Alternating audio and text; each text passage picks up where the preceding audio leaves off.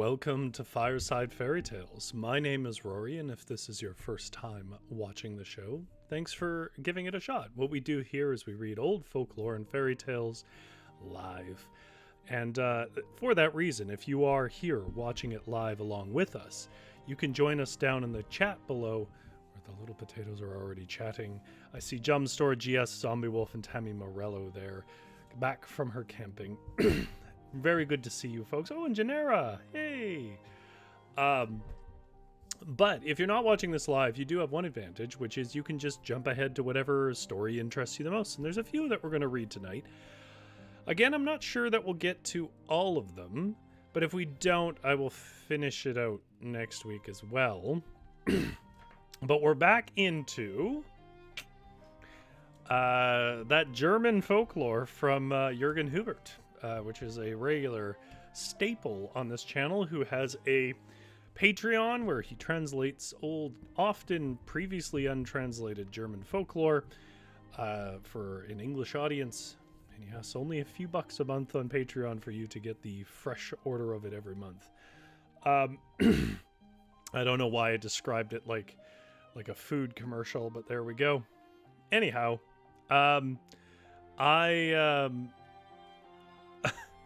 I've gotten myself off track, but the point is if you're here live, join us in the live chat so you can discuss the stories with the folks that are here. And if you're not here live, you can jump ahead to the stories and when you get bored of me getting myself off track. I'm going to go right into it because I'm sure people would rather I spend more time reading stories and less time talking. So let me... Just in my head, or is my voice quieter? Anyways, let me get into a brief introduction to what we're doing with the stories tonight, and then we'll get straight to the tales. I'm going to knock this down just slightly.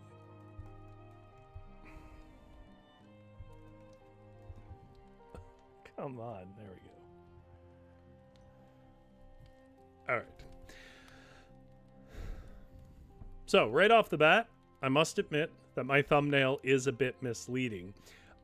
We aren't really going to be doing stories about cursed gold so much as treasures that are tied to uncanny events. I sort of picked the wording it did because it puts you in the right headspace, I think.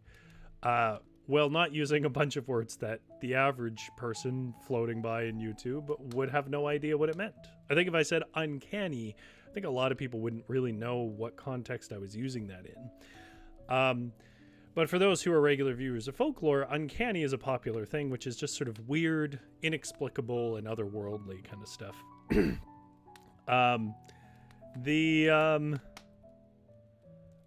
Angry spirits, ghost fires, the devil, these are the kind of uncanny events that I'm talking about. But we are going to focus specifically on German folklore and its tropes around treasures. We're not going to get to all of them, but I'm going to focus on some of the biggest ones. I've included some stories near the end. We'll see how far we get, of course. But I've included some stories near the end that are right out of a D&D game, frankly, which I guess makes sense because a lot of these are about treasure hunting, and that is sort of the core of D&D. One I would say is kind of proto-Lovecraftian. We'll see if you agree with that, if I get to that. And then the last one, if we get it, which is a longer one, so we may not get to it, I may have to do it next week, is just a great cursed pirate treasure story. And I always wanted to do more pirate stuff, but there's surprisingly little folklore around pirates. Beyond just a pirate left jewels there, and that's about it, right? Anyways, this is all time dependent. It's hard to tell with some of these stories how long they'll go. As a result, I'll probably do a second week of treasure trails. Tales. Treasure trail's a different thing.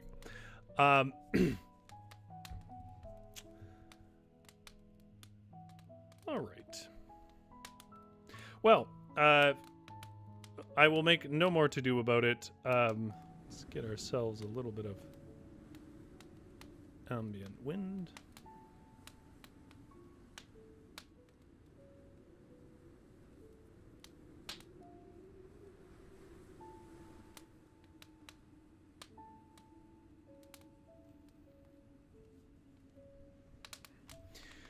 Okay.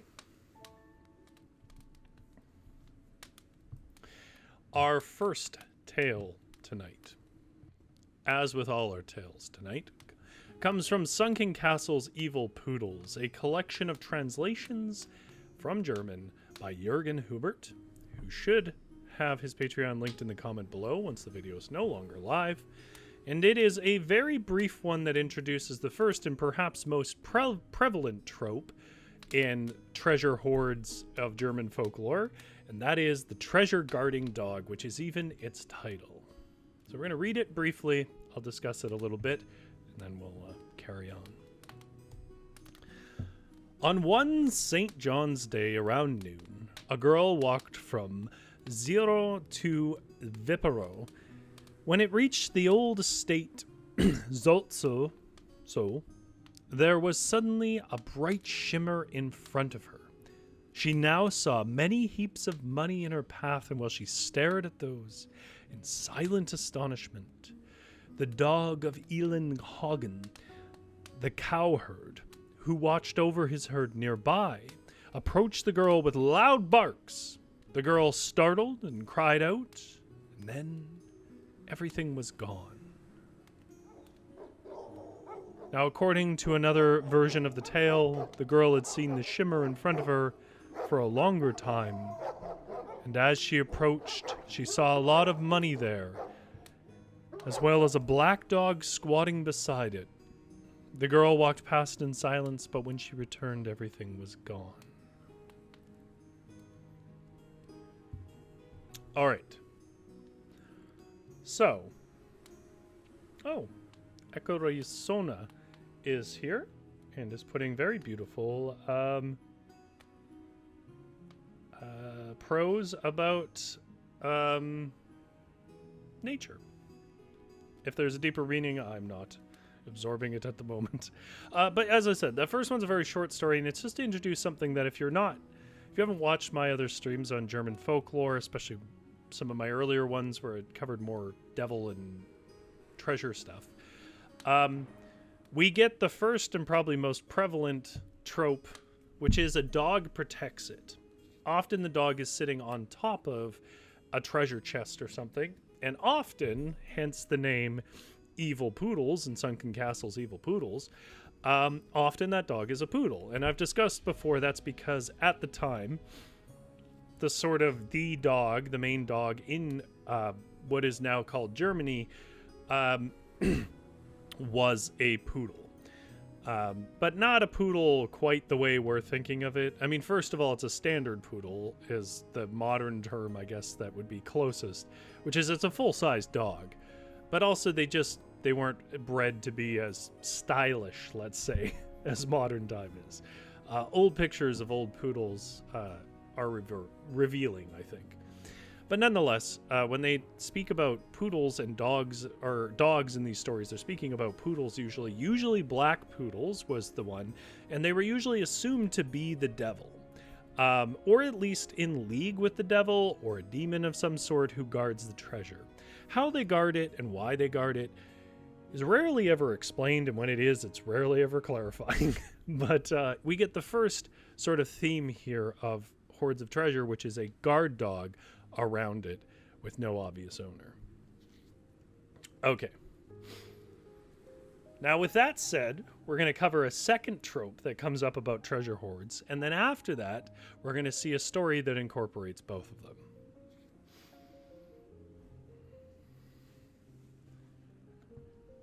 Oh, Lizzie Rose is here. Hello, Lizzie Rose. Okay, so that's our first trope. Our second trope is... Take me a second. Burning gold.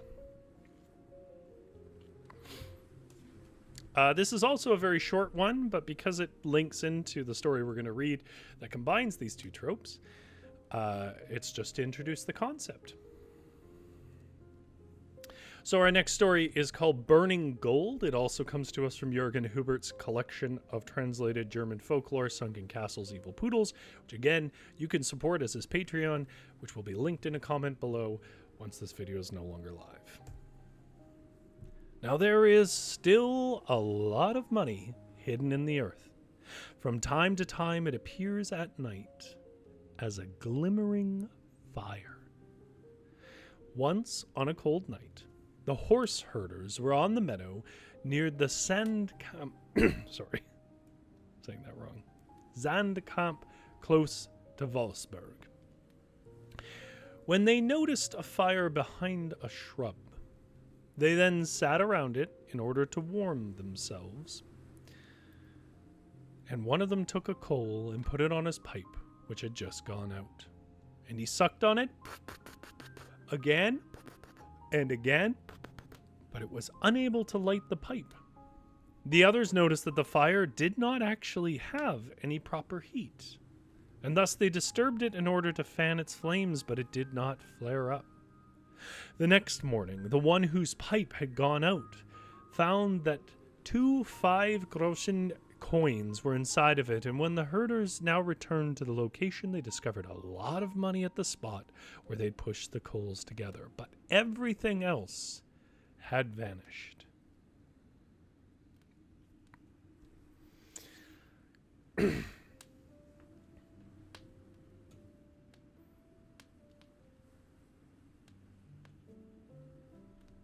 Echo says, my prose is from your video 2 weeks ago about the Green Lake, Poison Flowers, and Great Tree. I was just trolling. You mean something that you wrote inspired by it?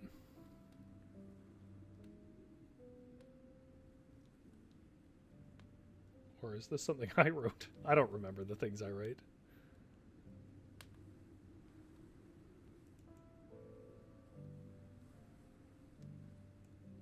Oh. Oh, it's from the, I see.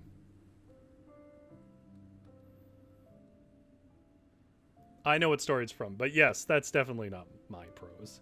That's yours. Jump Story says, Rory, Tammy came back and so did most people in chat. Yes.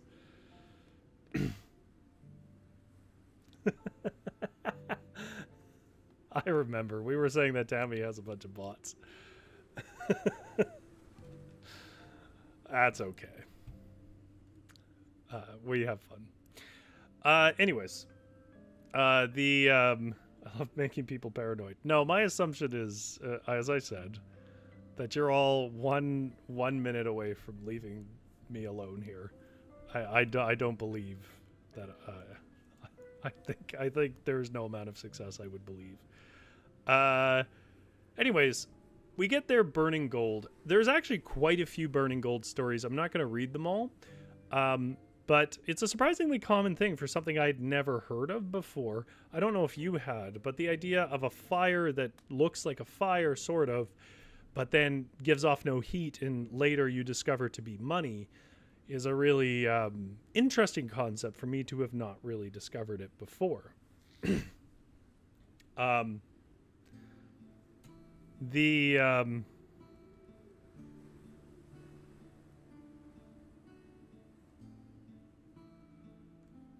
That is to say that the next thing that we're going to talk about is that the idea of how these two come together in a tale. Sorry, I'm getting myself distracted by the chat more than I should. Lizzie Rose says, no, I don't want to leave. Well, I'm certainly not making you. I'm just not assuming anybody is going to stay, right? That's all I'm saying. Anyways. So this sort of combines our two. Zombie Wolf says, I prefer the M. Night Shyamalan twist that there never was a chat and Rory's just been speaking to himself the whole time. I mean, the early days, that wasn't too far off. But it is a weird experience. I will say it is a weird experience. As a person who watches a lot of streams, it's a weird experience to be streaming, because you realize that ultimately when you watch a stream you feel like you're a part of a community and you're talking to people and it feels kind of busy and bustling.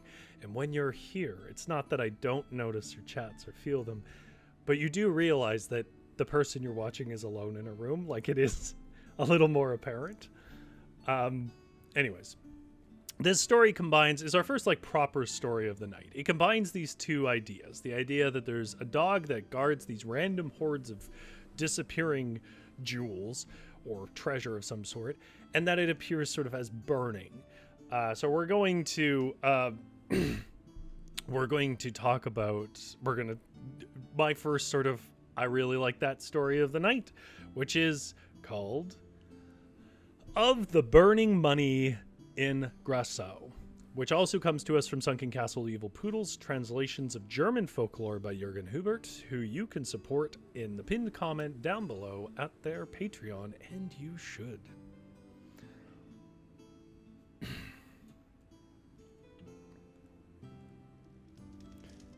A legend of burning money is likewise told of the village of Grassau, where the stout-hearted wife of a local miller succeeded in lifting such a treasure. Now, behind the miller's hut, there was a large garden with beautiful large fruit trees.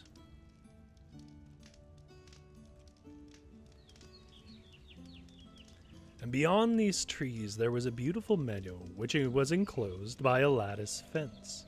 And when the fragrant hay had been harvested for a second time, well-grown cows grazed on the miller's meadow, who enjoyed that grass with relish.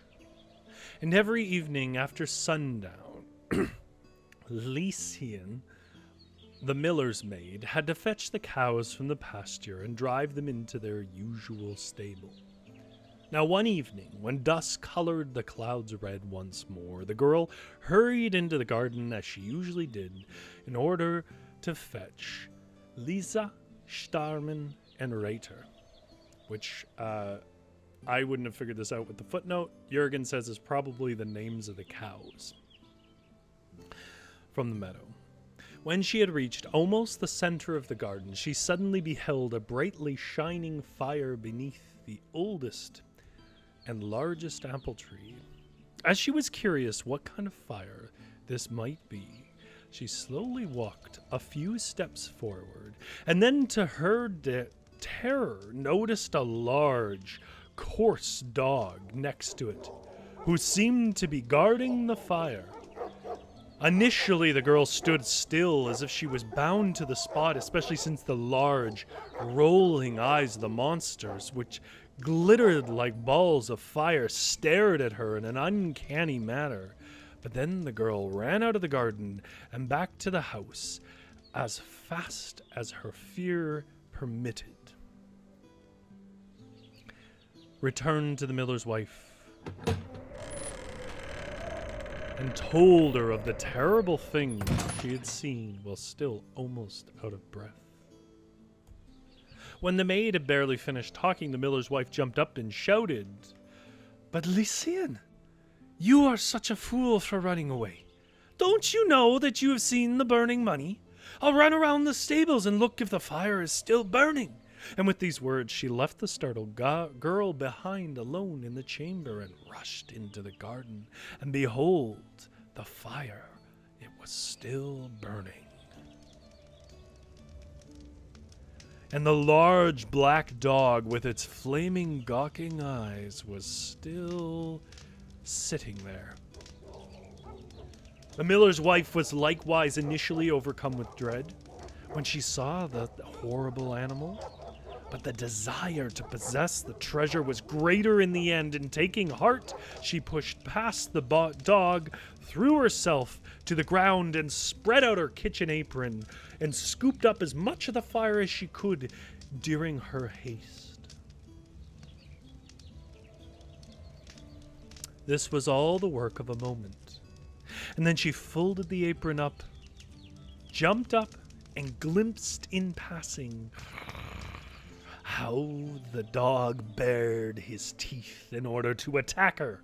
Fear, which likewise overcame her in this moment, quickened her steps, but no matter how fast she ran, she nevertheless realized that the black beast followed her and stepped on her heels with its paws. She felt as if an evil, infernal spirit wanted to grab her, and in her great dread, she had reached the back door of the house, and then she was in in the nick of time, she ripped that door open, hurried inside, and slammed it shut and barred it, and was relieved that she was inside and the big black dog outside.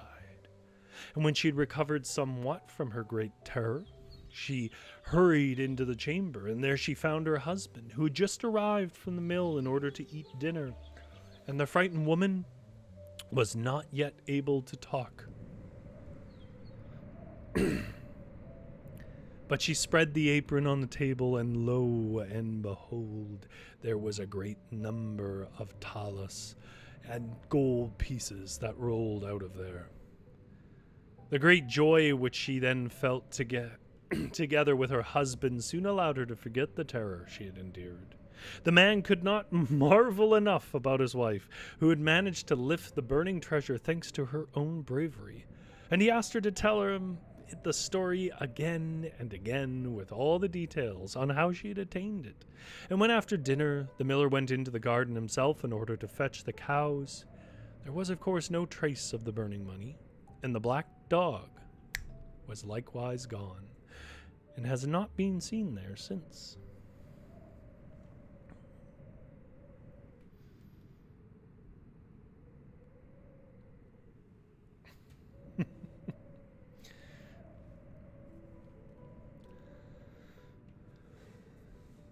Oh, you got to see a cave, Tammy. That's very cool. I think I mentioned I went caving once, and I'm good.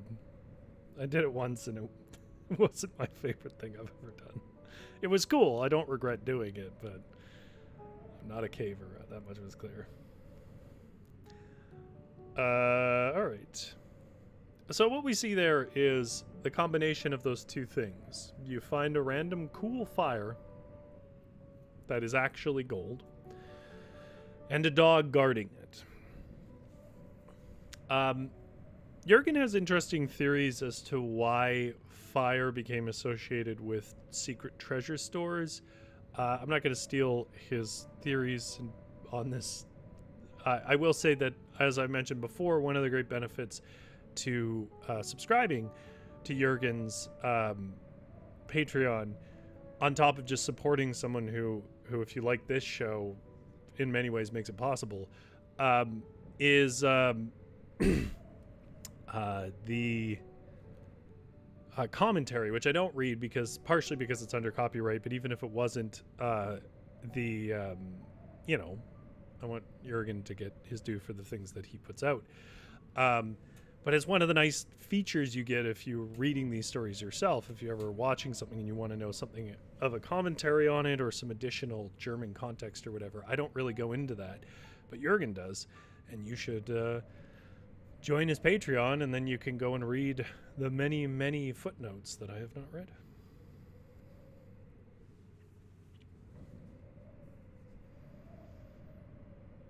GS says, what would I do? Risk the dog to grab the cash? Question mark? I don't know. Tammy says, I just love Rory and everyone in the chat. Ah, well, that's very sweet of you to say, Tammy. I really appreciate everyone who comes by, and I just hope that my streams make your day better. Okay. That goes to everybody, not just Tammy.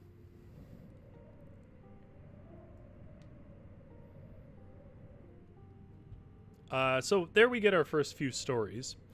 Then we are going to talk about one more trope that kind of comes up again. Kind of. In one of the later stories, but it is actually a really common one. And I wasn't too sure where to fit it in here. It's a trope about, in some way, a woman being tied in spirit to a treasure. Now, sometimes in the story that we're going to see, it's because she wasn't a good person. In other cases, it's sort of a tragic consequence that's relatively unfair, which is hopefully the last story we'll get to tonight. We're making okay time. The other thing I want to mention here is it's called The Black Woman on Königsstuhl. There's a lot of different contexts as to what they mean here by black woman. It could mean like dark-skinned, but it could mean a whole bunch of other things as well. Black as a term was a bit weird in history.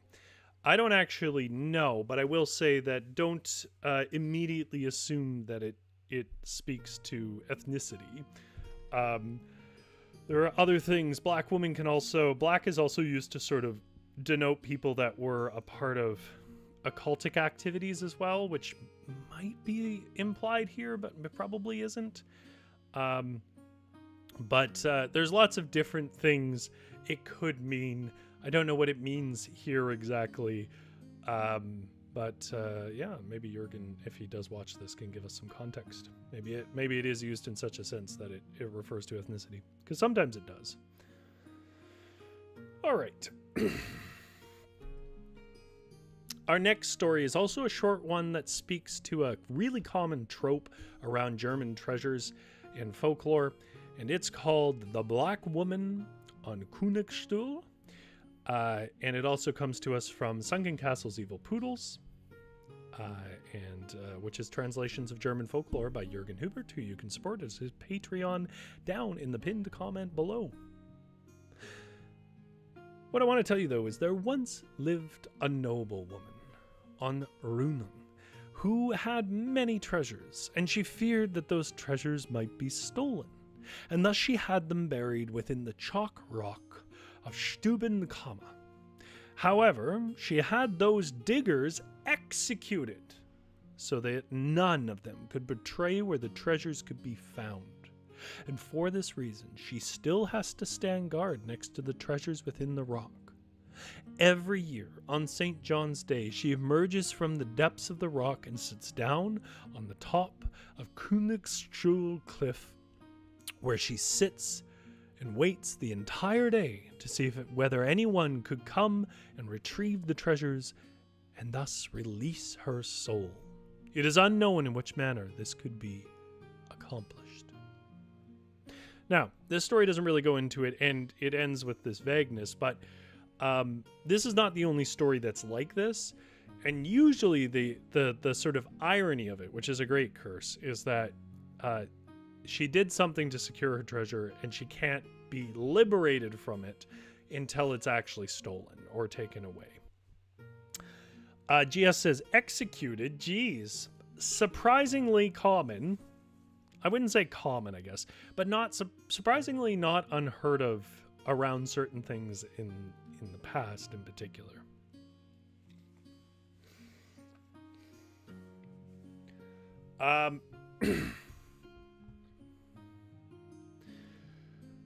So we see there a woman who is cursed by a connection to a treasure, in this case because of her own crappiness.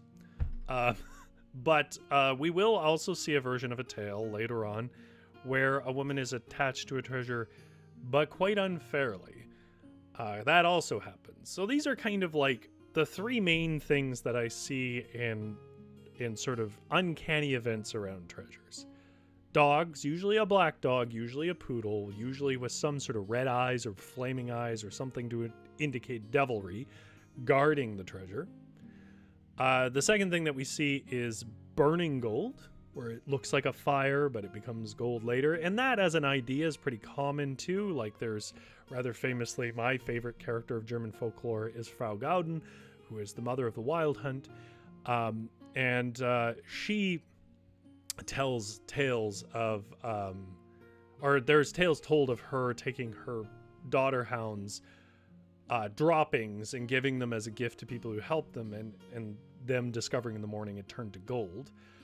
You see it go the other way in Celtic myth too, where you get gold and it turns out to be poop. You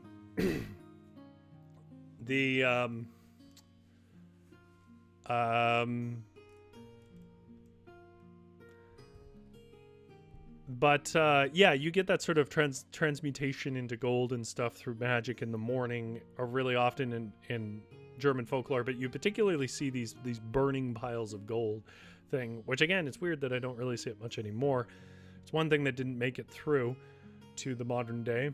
And the other thing you see is a woman somehow tied to the treasure, sometimes as a curse or something to that effect, but that's a really common thing as well. Anyways, I'm going to drink a bit of water. We have more stories to go. And our next story, I think, is basically a proto-Lovecraft story. Now, that is a tough case to make, and you may disagree. But at the very least, it's got a very... It's not the one that I think is the most D&D-ish, but it's got a D&D-ish vibe as well. Also, I forgot to ask, what teas are we drinking? Or have we given up on tea because it's getting too warm? I don't know if it's warm where you folks are. I mean, we know Witchery, who isn't in the chat today, but we know Witchery is on the side of the planet that's getting colder right now, so it's not true for everybody. But for me, it's getting hot, which you might ask, why am I still drinking tea? I don't know. Compulsion, I guess? Anyways, Jumpstore says dog crap, ew. Golden dog crap? Hells yeah. Well, next time someone gives you some dog crap, just hang on to it till the morning. If it's going to become gold, it will do it overnight. And if it's not in the morning, then, you know, you'll have to do it. Jumpstore says it's never too hot for tea. I think there's probably a point where I would get off the tea train. Genera says I'm from the south, so summer means iced tea.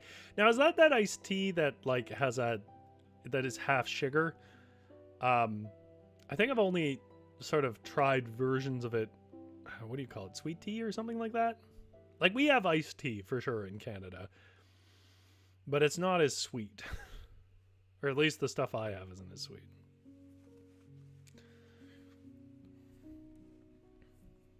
That's not a slight against southern sweet tea. I'm just saying it's... Genera says, wait, hot in Canada. It is quite hot in Canada. I won't get into this too much, but the perception that Canada is cold is a bit misguided and kind of always was. Only half, lol. For example, I live in BC on the west coast. This is a rainforest. Technically, it's the only rainforest of this type in the world, I believe, but it is a rainforest. And as much as it might not meet your expectations of what a rainforest looks like, it is a rainforest. And when it gets hot here, oh my God, does it get hot? It's a very humid heat is what I'm trying to say. We get, I think the hottest we've had here is like 43 degrees Celsius. I don't know what that is in Fahrenheit. But a few years ago, which if you live in like the desert doesn't sound like a lot, but I've been in desert heat that was about that high and it doesn't feel the same at all. It gets quite hot here. Jumpstart says half Rory iced tea is, would you like some tea with your sugar? Okay, so yeah, this is not the tea that iced tea I'm used to.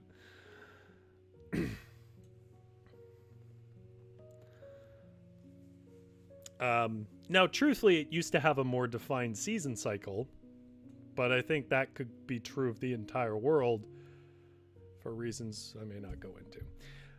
Anyways, this story is called The Failed Treasure Hunt near Hoyerswerda. And I think it's basically a Lovecraftian story. We'll see if you agree. It also comes to us translated by Jürgen Hubert in his collection Sunken Castles, Evil Poodles, who you can support at his Patreon down below.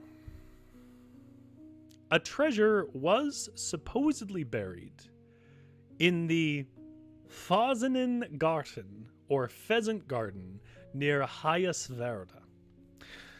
Several farmers had heard of this as well, and they decided to unearth it. The farmers had a reputation of being knowledgeable in sacred things, and indeed they had discovered an incantation in their books of spells with which they could unearth it.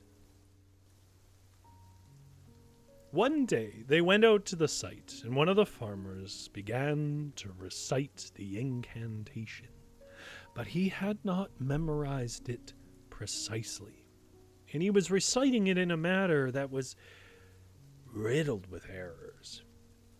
And while he was doing so, a large mob of stags, wolves, and other animals gathered, which closed in on the farmers. The latter were rooted in place by fear. Then the earth opened up, and a large stream of water emerged from it. This water rose so high that it wetted the chests of the farmer.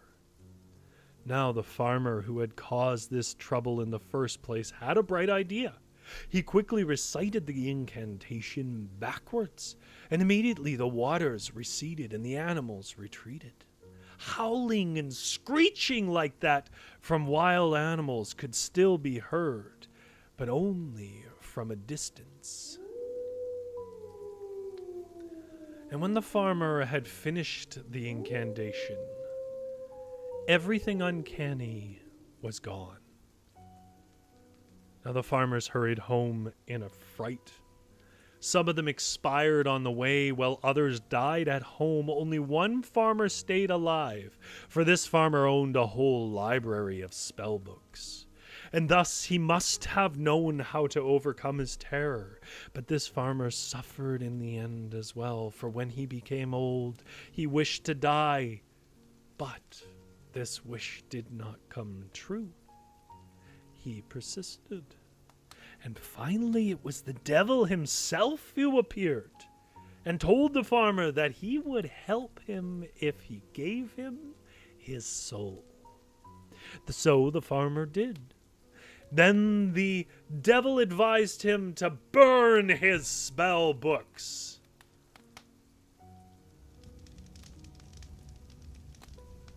And so the farmer followed the devil's advice. And when the last book was consumed by fire and turned to ash, the life of the farmer expired as well.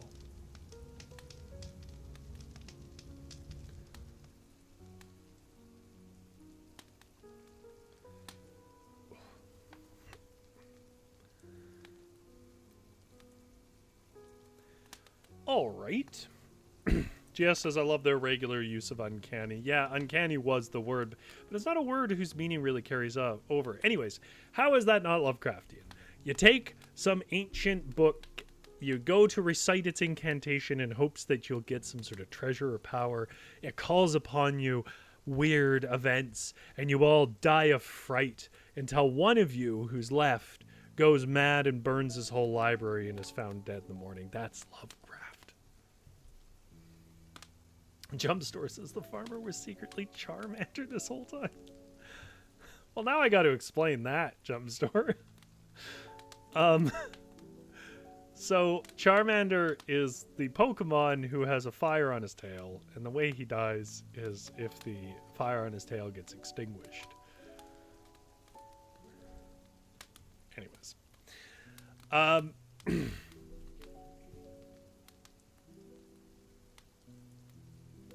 Genera says Cthulhu really is ancient. Timeless even. A classic. A classic friend when you need some power. I should make Cthulhu ads. Like those, oh boy. If you are a millennial, you'll definitely have seen them. I don't know if they still run because I don't watch TV much anymore, but those Latter-day Saints commercials they used to run a million times an hour. That, but for like Cthulhu. That would make me laugh. All right. Our next story is basically a D&D game. In the same way like the last one was a Lovecraftian story. Let me have a sip of tea here. This is our second to last story, although our last story is a little on the longer side. This, I realize that that's a weird thing to say. This is basically a D&D game because it's a story. But it also invokes a bunch of tropes. We're going to see a unique rendition of the woman associated with the treasure thing. Yeah, I'll leave it at that. You'll see what I mean. Jumpstore says I'd buy it like the Lovecraftian horror merch. Same with Zombie Wolf. Okay, so When I say it's basically a D&D game, I just mean the vibe of it feels like a D&D thing. It's downright slapstick. So hopefully you guys enjoy it, because the last story is actually kind of tragic and sad and a bit content warning. So enjoy this one. It's the funny one. I like the rain. I'm bringing the rain back. Okay. Our next story is called The Treasures of Isholz. And it is from Sunken Castles, Evil Poodles, translations of German folklore by Jürgen Hubert, who you can support at the pinned comment below at his Patreon. And this is basically a D&D campaign. So buckle up. It's going to be silly. A long time ago, the Schlangenhecker estate belonged to the Mossbräu chapter house of the Teutonic, apparently in German, but in English we say Teutonic order. It was as lively back then as it is empty and decayed now. As there are few inns in the remote countryside which provide food and shelter to wanderers, the farmer provided all the more hospitality, and in this manner wanderers arrived at Schlangenhecker, who were admitted there for the night. And once 3 such guests requested the hospitality of the farmer. Because their garb, as well as their manner of speaking, they were recognizable as inhabitants of a far-away region. The farmer offered the living room to them, and after dinner gave them fresh straw as bedding, as was custom in the region. Keep in mind that pretty much most beds were made of straw at that time. That's not an insult. At midnight, the 3 wanderers rose up from their straw, quietly snuck out into the yard, and from there, through a side gate to the outside. But the shepherd of the estate had heard the noise and became suspicious. The strangers might plan to steal some animals, which he needed to prevent. However, he soon realized that he had misjudged them. But since he saw these people sneak out to the heath and towards the Isholz woods, he could not stifle his curiosity. In this manner, he was able to avoid being noticed by them. Some distance through this mild summer night. In this manner, he was able to avoid being noticed by them. The longer he followed them, the more his desire grew to understand what they were doing. At the borders of the heath, close to the ill-omened forest, the men halted, whispered amongst each other for a time, carefully looked around to all sides, and then lit a candle. The shepherd was greatly astonished when he saw the 3 adventurers then descend into the earth itself with their light. Well, initially, he ran up and circled around the spot from a distance. Then, becoming brazen, he went straight to the location where he'd last seen them, but he could not find anything other than a rabbit warren from which not even the slightest noise emerged, and obviously which men could not fit into. He was overcome by considerable dread by this revelation and quickly fled from the ill-omened heath into the safe refuge of Schlangenhecker. The next morning, he told the master of the house about this strange incident.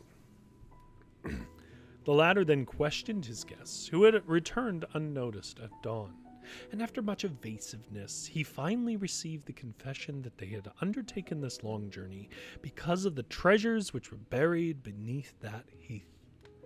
They had dared the incantation, and under its influence penetrated the earth which had retreated before them. They then described how they had passed through a narrow opening into long corridors which had opened into a succession of caves, and in these caves they had beheld glittering weapons, shining crowns, chains, and gemstones, in abundance of precious metals in both minted and unminted forms, but they had been unable to touch anything at this time. They confessed that the retrievals of these treasures would have to wait for another still distant hour.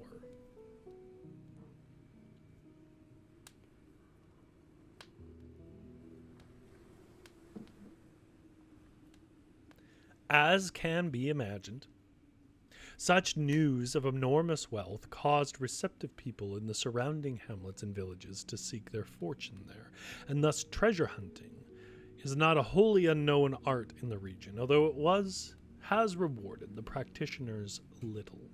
Years ago, a group of determined young men conspired together to quietly acquire everything needed for the lifting of subterranean treasures. Then they went out to Isholz on a night which was favorable to treasure hunting. Their arts of invocation were indeed so successful that they could penetrate the earth, although after some digging. The men, allegedly 7 in number, soon found themselves deep beneath the ground in long, dark corridors, which they were barely able to illuminate with their blessed light.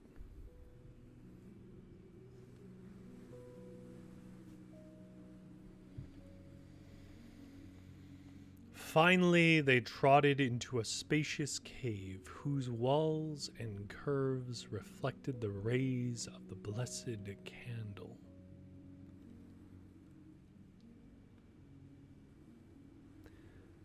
But in a strange manner. And in the center, they saw a naked maiden reclining on a large stone slab as if it was a bed. That's a first for our folklore, by the way. Normally they talk around such things. Her arms and chest were richly adorned with golden chains and bracelets and golden brooches and shimmering gemstones that sparkled from beneath her dark curls.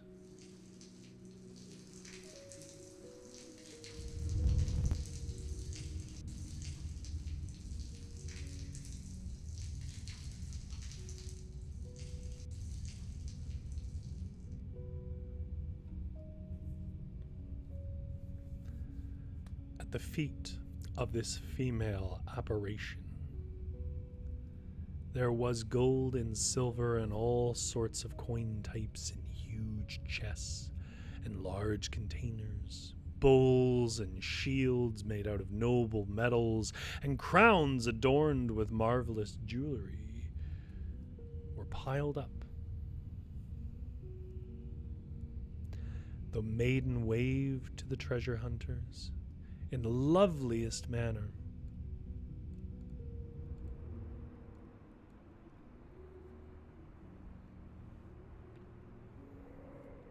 And elaborated that each of them was free to grab into the gold-filled chest with both hands. However, one of the 7 would be required to stay with her in that cave.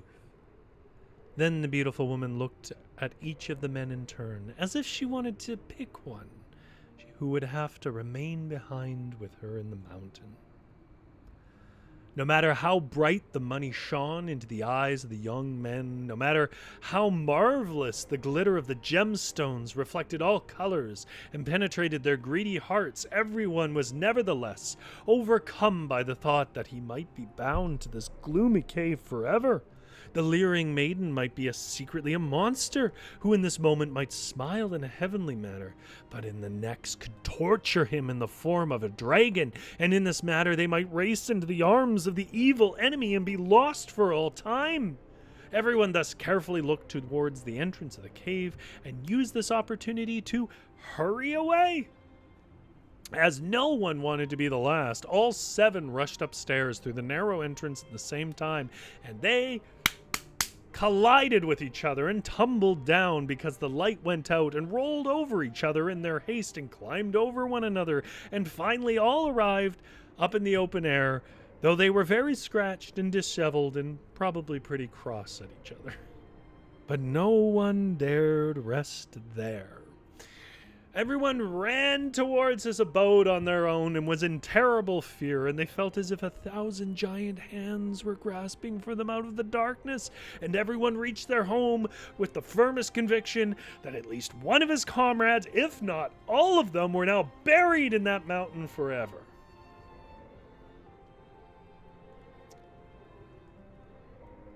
The misapprehension was only cleared up the next day. Every one of the companions had become disgruntled and regretted that he had not brazenly grabbed something from the chest. And then the choice of the magical woman would not have fallen on him but one of his comrades. And everyone reproached himself because of his fear and timidity, and although the fellowship was unable to agree to a second expedition or treasure hunt. Thus the treasures of the Isholz still remain under the custody of the beautiful maiden or some other member of the spirit people. Therefore a bold treasure hunter can still get lucky here in twofold manner. So definitely not a story, given the era that this probably came from, not a story for kids.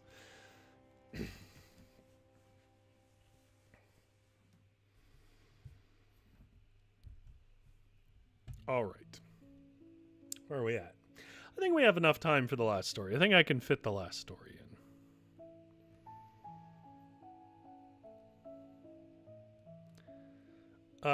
The last story comes with a couple of notes. Oof.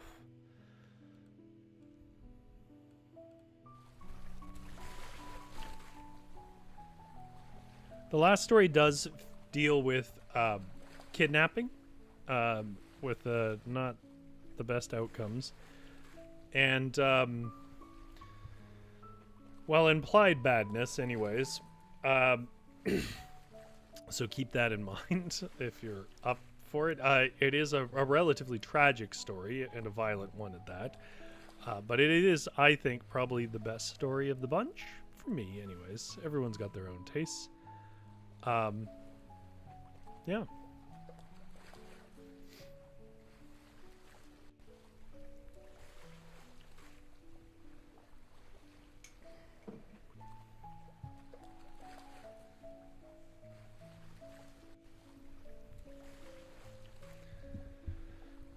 Okay.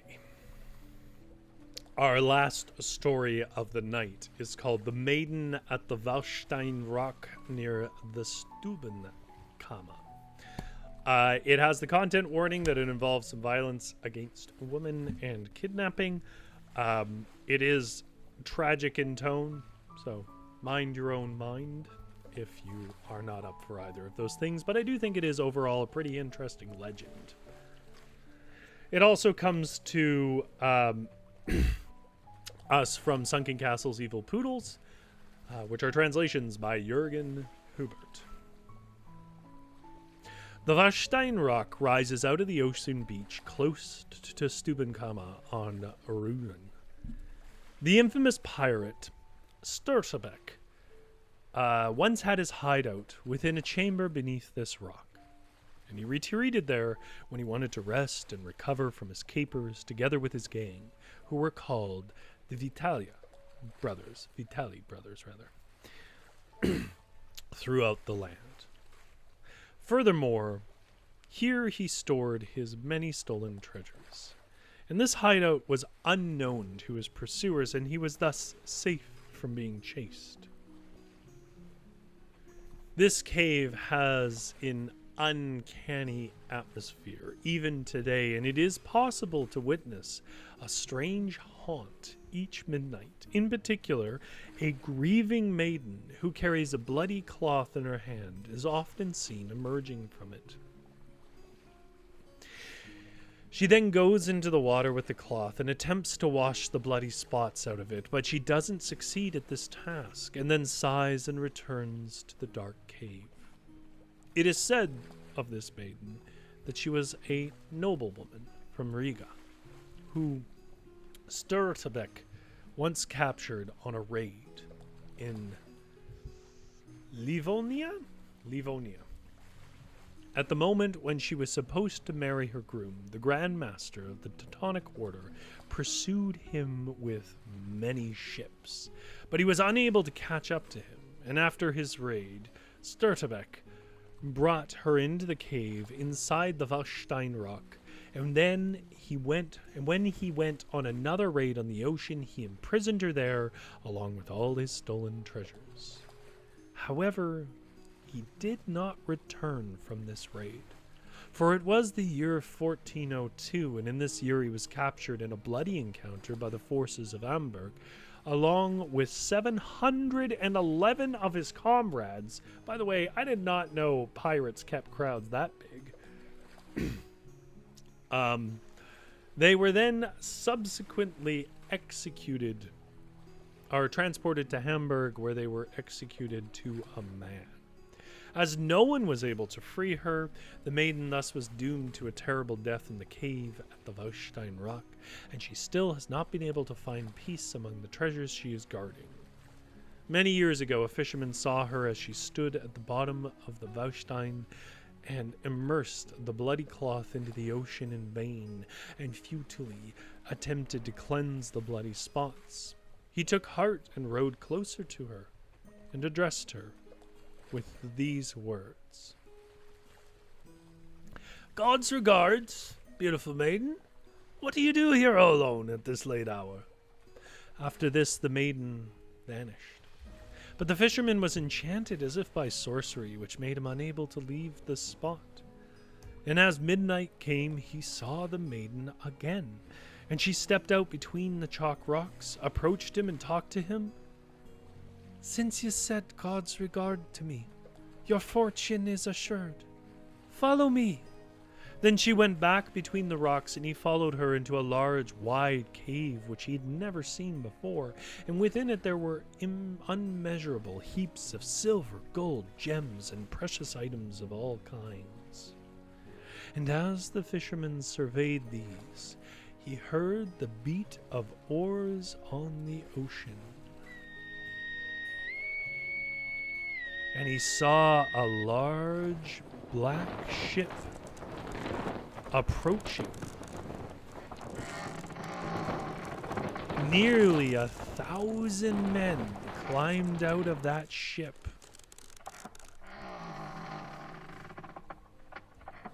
All were dressed in dark, old-fashioned garb, and all carried their heads beneath their arms. Silently, without speaking a word, they walked into the cave and started to sort through those stolen treasures and counted them to the last coin. They were, of course, the ghosts of the beheaded Stubbenkammer and his comrades, the Vitali brothers. They came to this place every night and counted their plunder to see if everything was still present. And after they had sifted through the gold for a long time, every one of them vanished. And it was then that the maiden filled a mug with golden gems so that he had enough riches for his entire life. And after this, she led him back to his ship. And when he looked back for her, she had vanished, along with the cave. Also, and this is so folklore, just this sentence at the end, a mermaid can also be seen on top of Waschstein Rock every 7 years. She climbs out of the sea in order to wash herself in the sun.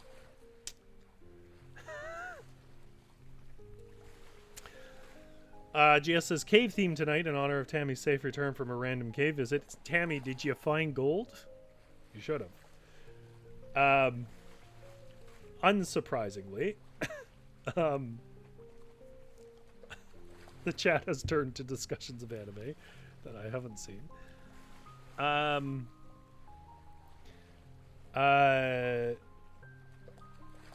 The cave disappeared. Yes, Joy. The cave disappeared. There we go.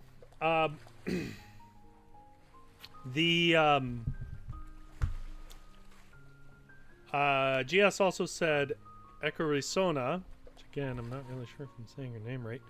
Come back for Thursday and help us write. And I agree, you were quite helpful last time. But now I am curious.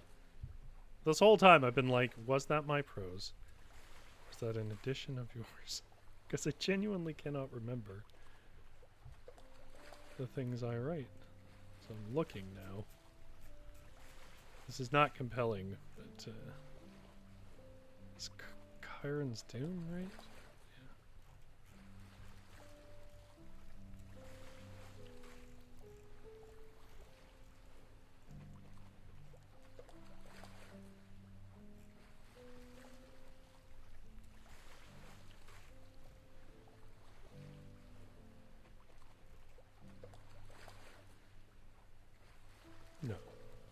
It's not in here.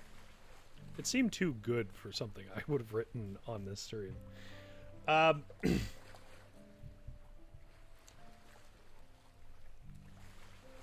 All right. Well, anime debates. GS says, no, Rory, you encouraged us to add to the story. I did, yeah. I just couldn't remember because they said they were trolling. I couldn't remember if that was something I had written and they were putting it back to pretend like they were, but no. Definitely not. I am now curious where that story could go.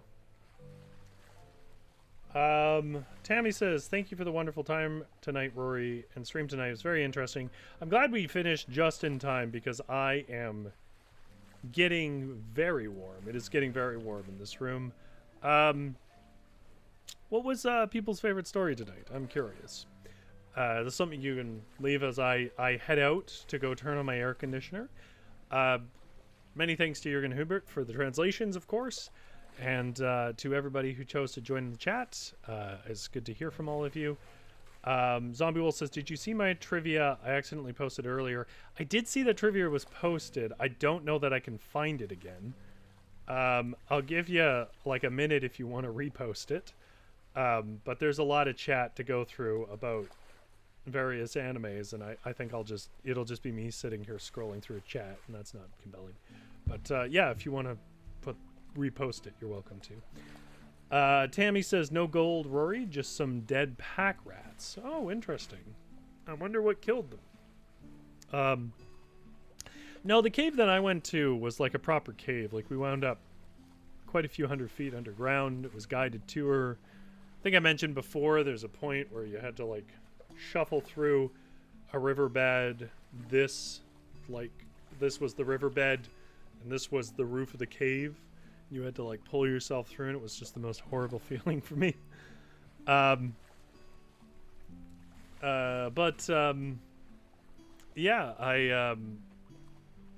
yeah, it was a tunnel of rock.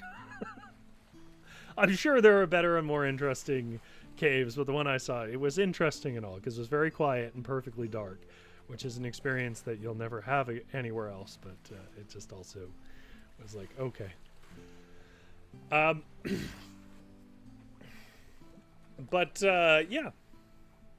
Zombie Wolf says, random trivia, Skittles are all the same flavor. They're just scented and colored differently, which makes us perceive Skittles as being differently flavored. Well, given the proportion of flavor that is informed by scent, I wonder if you could just say they are flavored differently. I guess in the sense that flavor is associated with taste buds. I guess they're not. But yeah, I believe that easily. Anyways, I'm very distractible tonight, so I'll stop wasting everyone's time. Thank you so much for everybody who lurked as well. And I'll keep the fire going, or the air conditioning in this weather anyways. You have a good sleep.